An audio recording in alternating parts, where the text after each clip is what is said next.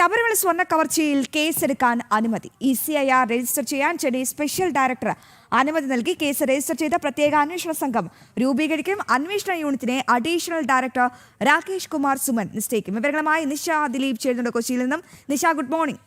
ഈ രാകേഷ് കുമാർ സിൻഹയ്ക്കാണ് ചുമതല. ഇദ്ദേഹം നിരവധി കേസുകൾ തെളിയിച്ചിട്ടുള്ള ഒരു ഉദ്യോഗസ്ഥനാണ്. അപ്പോൾ കേസെടുക്കുമ്പോൾ നിലവിലെ അന്വേഷണ സംഘം എന്തൊക്കെ രേഖകളാകും ഈ ഇഡിക്ക് കൈമാറുക? റിമാൻഡ് റിപ്പോർട്ട്, FIR അടക്കം ചില നിർണായക തെളിവുകളടക്കം ഇങ്ങോട്ടേക്ക് കൈമാറേണ്ടിയിരിക്കുന്നു. അപ്പം ഇതുവരെയും നമുക്ക് തെളിവുകളൊന്നും ലഭിച്ചിട്ടില്ല. അതായത് ഇനിയും തൊണ്ടി കണ്ടെത്തേണ്ടതുണ്ട്. അത് ഇതുവരെയും കണ്ടെത്തിയിട്ടില്ല. അപ്പോൾ ഈ ED എത്തുമ്പോൾ അതൊക്കെ പ്രതീക്ഷിക്കാം അല്ലേ നിഷ?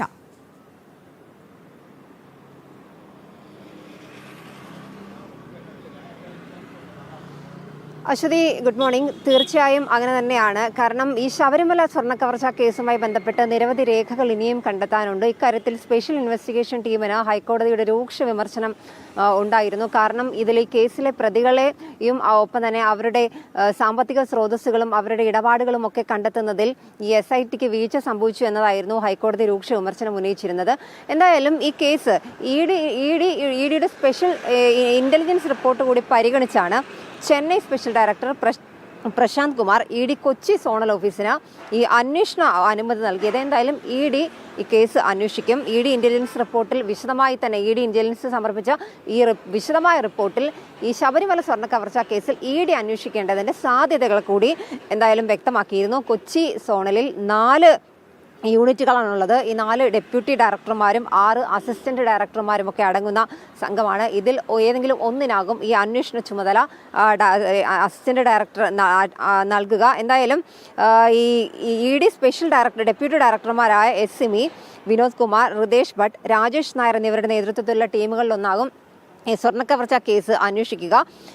ഈ ടീം എന്ന് പറയുന്നത് SMEയുടെ നേതൃത്വത്തിലുള്ള സംഘം KMRL മാസപ്പടി, ഭൂട്ടാൻ കാർക്കടത്ത് കേസ് ഇതൊക്കെ അന്വേഷിക്കുന്ന സംഘമാണ്. ഈ സംഘത്തിന്റെ മേൽനോട്ടത്തിലാകും പ്രത്യേക അന്വേഷണ സംഘം രൂപീകരിച്ച് ഈ കേസ് അന്വേഷണം നടക്കുക.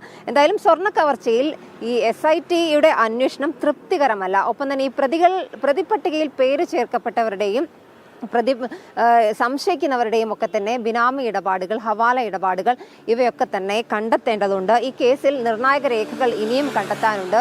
ഈ കേസ് അന്വേഷണത്തിൽ സ്പെഷ്യൽ ഇൻവെസ്റ്റിഗേഷൻ ടീമിന് വീഴ്ച സംഭവിച്ചു. ഇക്കാര്യങ്ങളൊക്കെ തന്നെ ഹൈക്കോടതി കഴിഞ്ഞ ദിവസം വ്യക്തമാക്കിയിരുന്നു. എന്തായാലും ഈ ഒരു സാഹചര്യത്തിൽ ഈ കേസ് സ്വർണ്ണക്കവർച്ച കേസ് ED അന്വേഷിക്കുന്നതിന്റെ പ്രാധാന്യം കൂടി ഹൈക്കോടതി കഴിഞ്ഞ ദിവസം വ്യക്തമാക്കിയിരുന്നു. എന്തായാലും ED കേസ് അന്വേഷണത്തിൽ ഈ ഒരു കേസ് അന്വേഷണവുമായി ബന്ധപ്പെട്ട് SITക്ക് ഹൈക്കോടതിയിൽ നിന്നും